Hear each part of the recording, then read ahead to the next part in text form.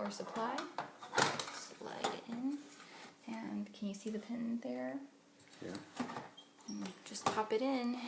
And okay. Slide them in, label out.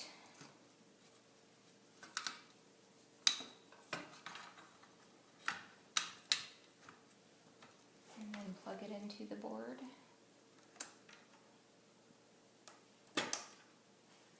And